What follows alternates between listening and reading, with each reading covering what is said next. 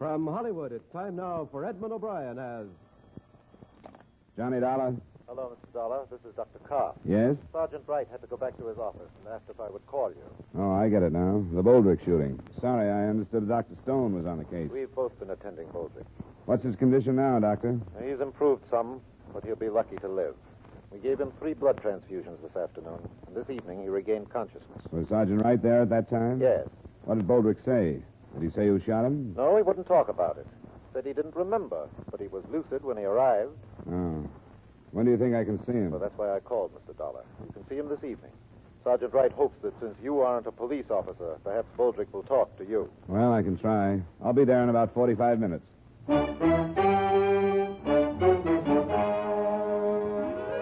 Edmund O'Brien in a transcribed adventure of the man with the action-packed expense account, America's fabulous freelance insurance investigator. Yours truly, Johnny Dollar.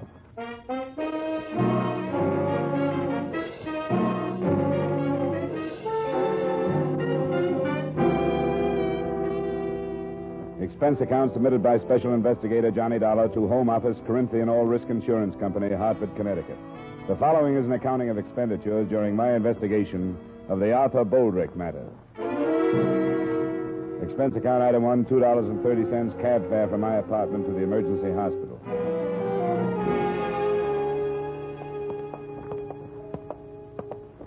I wouldn't stay with him too long, Dollar. All right, Just Doctor. a few minutes. You'll be...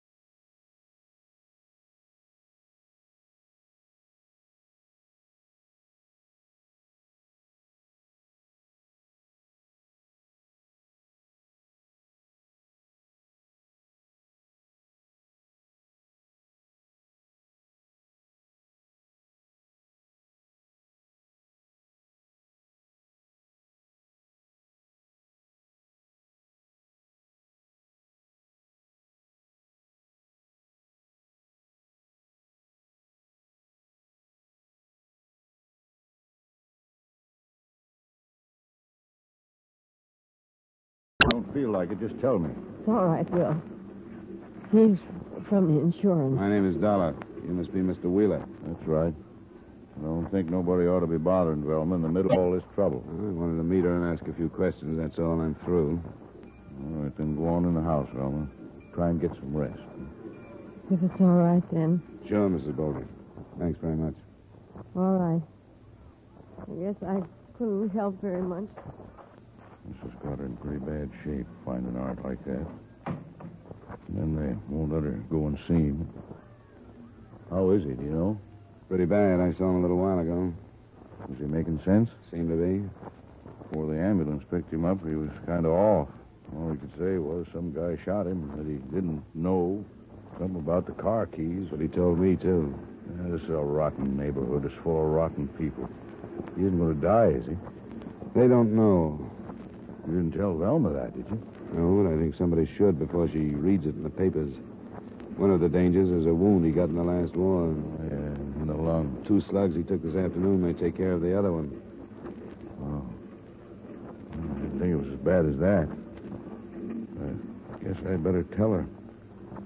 I've been a friend of Art's for a long time. Well, I'll see you later, Mr. Dollar.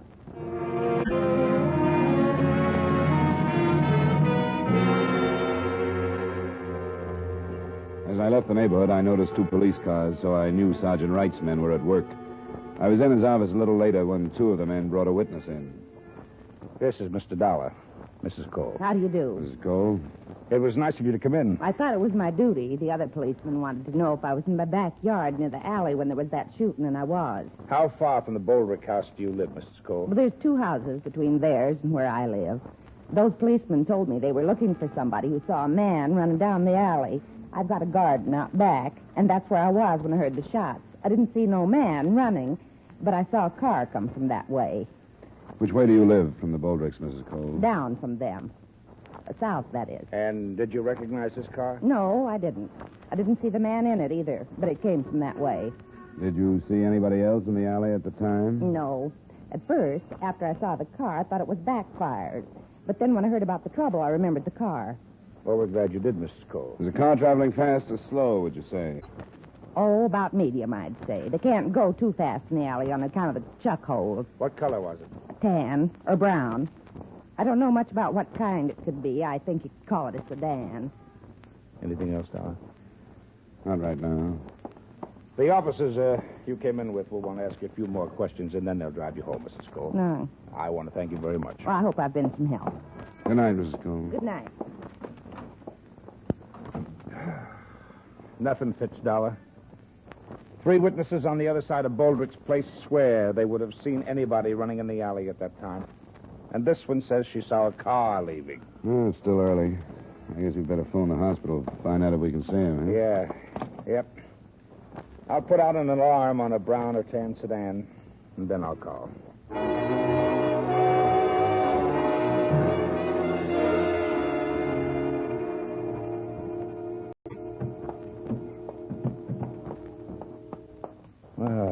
Hello, Boldrick. How you feeling now? Not so good. How come they tell me I'm not strong enough to see my wife, and then they let you guys come in? I want to see her. It'll only be a few minutes. We thought you'd like to know what they found out about the shooting. Sure I would. What? Well, enough to make us wonder if you're telling the truth about what happened. I don't get you. 3 witnesses who live in your block say that a man didn't run down the alley after the shooting. Well, I can't help what they said, can I? But another witness said she saw a car drive away. The more people we question, Boldrick, the less possible it seems that this man you talk about could have shot you. They'd have no reason to lie, so we've come back to you. You haven't been telling the truth, have you? Why should I do anything else? How about this car that drove away? I didn't see any car. I don't know anything about it. Now, look, you've been evasive about this from the beginning. You told me you couldn't remember, but you had time to think before Dollar got here. And you gave him the story about this man. We think you're protecting whoever shot you, Boldrick. That's crazy.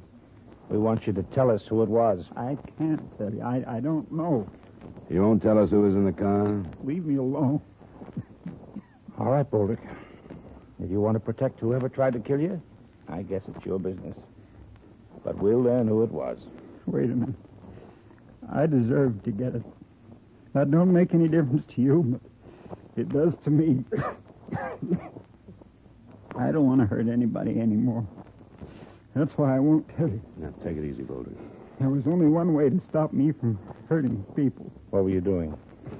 My ex-wife. You were still seeing her? I guess there was only one way to stop me. I was hurting her husband, my wife, and my friend. Was her husband in the car, Boldrick? Better call the doctor. Was her husband in the car? Yes, but I don't want to hurt him anymore. Maybe we shouldn't have questioned him, huh? I'll call Dr. Karp.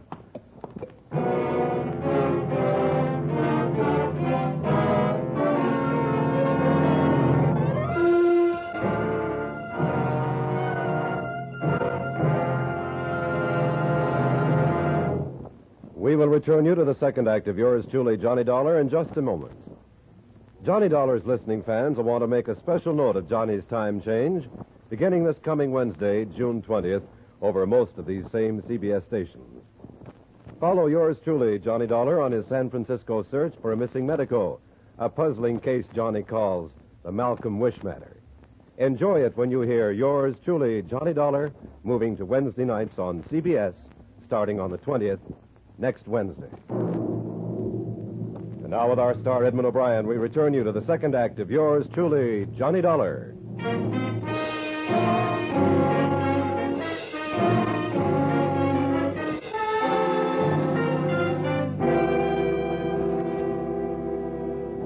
With Arthur Boldrick nearing the point of death, the next move was obvious: to bring in the man he had accused and arrange a formal identification and accusation.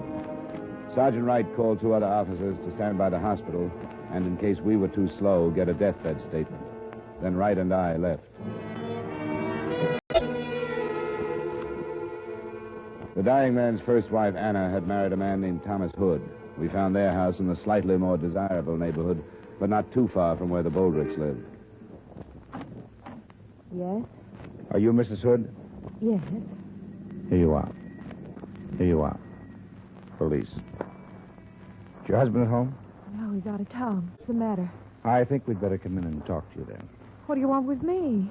We want to talk to you about Arthur Boldrick. What did he do? He was shot this afternoon.